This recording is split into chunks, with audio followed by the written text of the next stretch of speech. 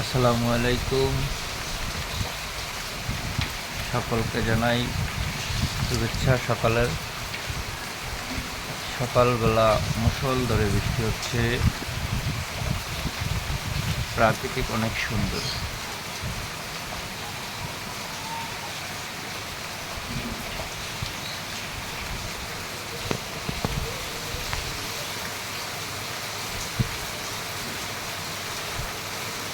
মনে হচ্ছে বৃষ্টিতে ভিজছে, কিন্তু দুঃখের বিষয় ভেজা যাবে না, ঠান্ডা সহ্য হয় না শরীরে।